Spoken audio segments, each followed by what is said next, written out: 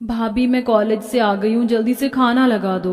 लौकी की सब्जी और रोटी बनी है, गरम करके दे दूँ? भाभी मुझे लौकी नहीं खानी, कुछ अच्छा है तो बना कर दे दो। दूसरी कोई सब्जी नहीं है घर में, अब शाम को माँ जी बाजार जाएंगी तभी कुछ सब्जी आ पाएगी। हे भगवान, इस घर में कब मुझे अमीरों वाला खाना खाने को मिलेगा? रोज घिया तोरी खाकर मैं खुद घिया तोरी ना बन जाऊं कहीं। अब जो है वही दे दो। अब कोमल मजबूरन लौकी की सब्जी खा लेती है और शाम को निर्मला बाजार जाती है, जहां सब्जियों के रेट सुनकर उसके होश उड़ जाते हैं। अरे भैया, ये मशरूम कैसे दिए? माता जी, मशरूम, मटर, बैंगन सब 60 रुपए किलो है। इससे सस्ती सब्जी आपको पूरे बाजार में नहीं मिलेगी। भैया, इससे सस्ती सब्जी कहेंगे तो फिर महंगी किसे कहेंगे? सब्जी के रेट तो आसमान छू रहे हैं। आप एक काम करो, आधा किलो मटर और आधा किलो बैंगन कर दो। बाजार में सारी सब्जी महंगी थी, इसलिए निर्मला ज्यादा सब्जी नहीं लेती और घर आ जाती है। शाम को उपासना आलू मटर की सब्जी और रोटी बना देती है। खाली आलू मटर की सब्जी और रोटी देखकर इस बार दीपक और उपासना के ससुर विजय मुंह बना लेते हैं। अरे बहू, रोज रोटी सब्जी दाल चावल खाकर मैं बोर हो गया हूँ। कभी कुछ अच्छा अमीरों वाला खाना बना लो। यहाँ 2 महीना होने को है, घर का किराया गया नहीं और आपको अमीरों वाला खाना खाने की पड़ी है। आप तीनों बाप बेटी और बेटा एक जैसे हो। एक बार बाजार जाकर देखो, सब्जी का रेट सुनकर अच्छे खाने की फरमाइश छोड़ दोगे। यहाँ टमाटर 100 रुपए किलो है और 60 रुपए किलो से नीचे कोई दूसरी सब्जी है ही नहीं, और जो मिल रही है उसमें भी आप लोगों के नखरे हैं। अरे माँ, आप तो सीरियस ही हो गई। और रही किराए की बात, तो मैं 2 महीने का किराया मकान मालिक को एक साथ दे दूंगा। पर दीपक जी, सिर्फ घर का किराया ही नहीं बल्कि बिजली बिल, पानी का बिल और भी बहुत सी चीजों के पैसे भरने हैं। कैसे मैनेज होगा ये सब? उपासना, जैसे अब तक मैं सब चीज कर रहा हूँ, ऐसे ही आगे भी कर लूंगा। तुम तो ऐसे बोल रही हो जैसे कि मैं तुम लोगों को भूखा रखता हूँ। अरे मेरी भी तो परेशानी समझो, मैं घर में अकेला कमाने वाला हूँ। इतना बोलकर दीपक बिना सही से खाए नाराज होकर वहां से चला जाता है और उपासना दीपक के पास जाकर उससे बात करती है। मैं जानती हूँ आप अकेले कितनी मुश्किलों से हम सबका ख्याल रखते हैं, इसलिए मैं सोच रही थी कि क्यों ना मैं भी कोई नौकरी कर लूं, इससे आपको थोड़ी मदद मिल जाएगी। उपासना, अगर तुम नौकरी पर चली गई तो आसपास के लोग क्या कहेंगे? सोचा है तुमने? सब मुझे कहेंगे कि मैं बीवी की कमाई खाता हूँ। आपको दुनिया से क्या मतलब है? ये लोग थोड़ी ना हमारा घर चला रहे हैं। वो तो मैं समझता हूँ उपासना, पर तुम्हारे ऊपर भी तो घर की जिम्मेदारी है। माँ घर के ज्यादा काम कर नहीं पाती और पिताजी भी बाहर कोई नौकरी नहीं कर सकते। कोमल की अभी कॉलेज की पढ़ाई चल रही है, सबका ख्याल तुम्हें ही तो रखना है।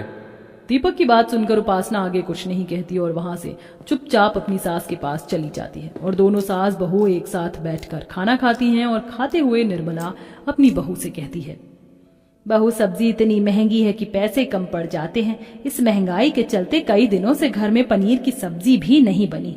कुछ दिनों से तेरे ससुर का, कोमल का और मेरा, हम सबका कुछ अच्छा खाने का मन कर रहा है, पर घर में पैसे ही नहीं है जो कुछ अच्छा लाकर खा सके। पता नहीं कब तक ऐसे मन मारते रहना पड़ेगा। वो तो है माँ जी, पर कर भी क्या सकते हैं। इस तरह दोनों सास बहू खाना खाकर सोने चली जाती हैं। देखते ही देखते कुछ दिन बीत जाते हैं और एक दिन कोमल के कुछ दोस्त पार्टी का प्लान बनाते हैं। कोमल, क्यों ना आज रात को हम सभी फ्रेंड्स नाइट आउट करें? वैसे भी 1 महीने बाद हमारा कॉलेज खत्म हो जाएगा। अरे नहीं यार, मेरे घर वाले अलाउ नहीं करेंगे। क्यों ना हम किसी बड़े से रेस्टोरेंट में चलकर पार्टी करें? अरे नहीं यार, तुम लोग करो महंगे रेस्टोरेंट में जाकर पार्टियां। अभी मेरे घर की हालत बहुत खराब है। तेरे घर में तो हमेशा ही दिक्कत रहती है। जब भी पार्टी की बात आती है तो तू तो अपने पैर पीछे कर लेती है। हाँ यार, इतनी कंजूसी अच्छी बात नहीं है। कभी तो पैसे खर्च कर ले। और वैसे भी तू कभी बाहर की चीज नहीं खाती, हमेशा वही घर का सादा सूखा खाना खाती है। अरे तेरा मन नहीं करता क्या कुछ अच्छा खाने का? अभी तुम सब नहीं समझोगे। मेरे घर वाले मेरे कॉलेज की फीस टाइम पर दे देते हैं, मेरे लिए वही बहुत बड़ी बात है। कोमल भी अपने दोस्तों के साथ पार्टी करना चाहती थी, पर पैसे के चलते वो घर आ जाती है और घर आकर शिकायतें करती है। हमेशा मैंने गरीबी ही देखी है, इस घर की मजबूरी ही समझी है। अब तो मेरे दोस्त भी मेरा मजाक बनाने लगे। हमारा कॉलेज भी खत्म होने वाला है, सभी पार्टी करने के लिए गए हैं और मैं यहाँ घर आ गई क्योंकि मेरे पास पैसे नहीं थे जो मैं पार्टी कर सकूं। कोमल, छोटी सी पार्टी ही तो थी। हमारे पास भी जब पैसे होंगे तो मैं तुम्हें इस शहर के सबसे बड़े रेस्टोरेंट में ले चलूंगी, फिर तुम वहां अपनी मर्जी का कुछ भी खा लेना। और नहीं तो क्या कोमल बेटा, और वैसे भी बाहर के खाने में कहाँ स्वाद होता है। बाहर का खाना खाने से तबीयत ही खराब होती है। रहने दो आप सब, आप लोग नहीं समझने वाले। इतना बोलकर कोमल वहां से चली जाती है। कोमल का उतरा हुआ मुंह देखकर उपासना को बहुत दुख होता है और एक बार फिर उपासना अपनी नौकरी के लिए दीपक से बात करती है। दीपक जी, 2 महीने पूरे होने वाले, इस बार मकान मालिक नहीं मानेगा और अगर हमने इस बार बिजली का बिल नहीं भरा तो बिजली भी कट जाएगी और पानी की सप्लाई भी बंद हो जाएगी। और रही घर संभालने की बात, तो कोमल का कॉलेज खत्म होने को है। मेरी गैर मौजूदगी में इतना तो वो कर ही सकती है। प्लीज मुझे नौकरी करने दो ना। उपासना, तुम क्यों जिद लेकर बैठी हो? इसलिए क्योंकि मुझे अच्छा नहीं लगता। मेरे ससुराल वाले अपना मन मारते हैं। उनका कुछ अच्छा खाने का मन करता है पर मैं उन्हें कुछ अच्छा नहीं खिला पाती। हमारी मजबूरी के चलते कोमल को बहुत सी चीजों को फेस करना पड़ता है। उपासना और दीपक के बीच बहस चल रही होती है पर ये सारी बात निर्मला और कोमल सुन लेती हैं और अपने बेटे से कहती है, दीपक बेटा, अगर बहू तेरा साथ देना चाहती है और नौकरी करना चाहती है तो इसमें गलत ही क्या है। वैसे भी अब की बहुएं घर और नौकरी दोनों संभाल लेती हैं और मैं अभी इतनी भी बूढ़ी नहीं हुई हूँ कि अपना घर परिवार ना संभाल सकूं। हाँ भैया, अगर भाभी भी काम करेंगी तो आपको ही मदद मिलेगी। और मैं तो सोच रही हूँ मेरे कॉलेज खत्म होने के बाद मैं भी कहीं नौकरी कर लूँ। बहुत मन मार लिया हमने, और आप अकेले कब तक घर संभालेंगे। अपने घर वालों की बात सुनकर दीपक उपासना को नौकरी करने के लिए हामी भर देता है और अगले ही दिन उपासना नौकरी की तलाश में घर से बाहर जाती है और एक स्कूल में उसे एक टीचर की जॉब मिल जाती है। इसी तरह 2 महीने बीत जाते हैं और कुछ महीने बाद कोमल भी एक छोटी सी कंपनी में जॉब करने लगती है। अरे बहू, तू स्कूल से आ गई? मैंने सब्जी बना दी है, रोटी भी बना देती हूँ, जा तू आराम कर ले। अरे नहीं माँ जी, आप क्यों तकलीफ करती हैं? मैं आकर खाना बना लेती। आप हटिए, रोटी मैं बनाती हूँ और आप और पापा जी खाना खाइए।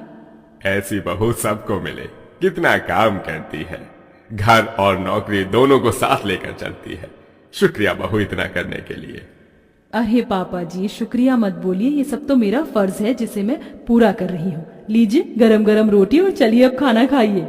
ये साड़ियाँ कितनी प्यारी लग रही हैं, मन तो कर रहा है ले लूं। नहीं उपासना, पैसे बचाने हैं, बाद में ले लेना। अपना मन मारकर उपासना सब्जियां लेकर घर आ जाती है और अपने कमरे में पैसे गिनती है। ये 4000, ये 4500 और ये 5000। अरे ये क्या, ये तो बहुत कम पैसे हैं। मुझे और पैसे सेव करने होंगे।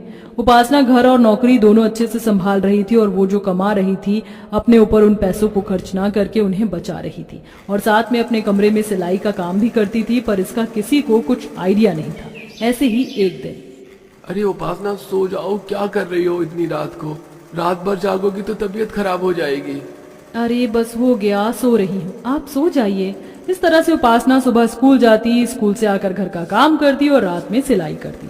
वो बहुत मेहनत कर रही थी। फिर अगले दिन शाम को, माँ ये 9 घंटे की जॉब कितनी थका देती है। पता नहीं भाभी घर और नौकरी दोनों एक साथ कैसे संभाल रही हैं। माँ आप खाना लगा दो, बहुत भूख लग रही है। और हाँ, मेरी सैलरी आ गई है, मेरे पर्स से पैसे निकाल लेना।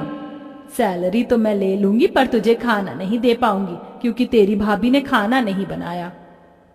पर क्यों? पता नहीं तेरी भाभी के दिमाग में क्या चल रहा है।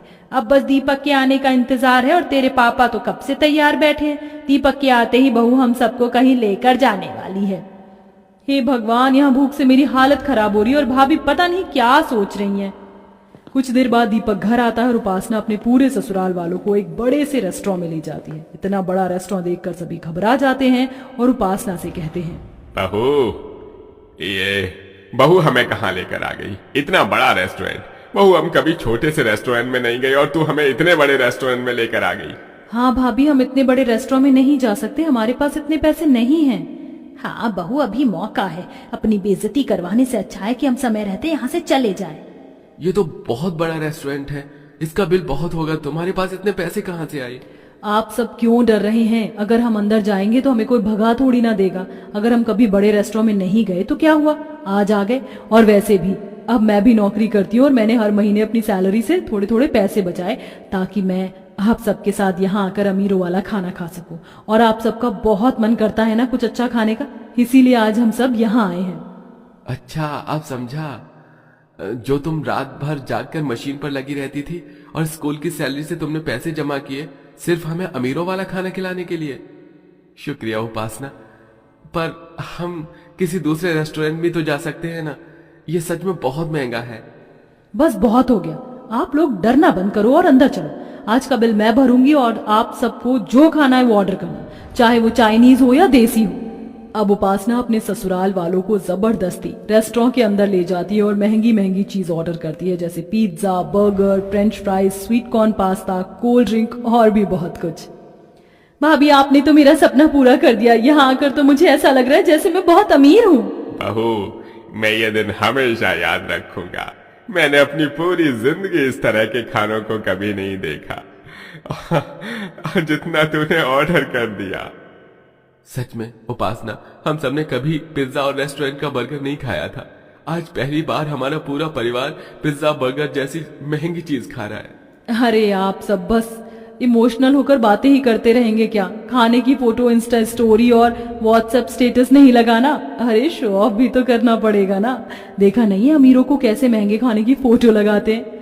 इस तरह उपासना और कोमल इस दिन को यादगार बनाने के लिए अपने फोन में कुछ फोटोज लेती हैं और उन्हें अपने व्हाट्सएप इंस्टा पर लगाती हैं, और फिर उपासना अपने पूरे परिवार के साथ खाने को एंजॉय करती है।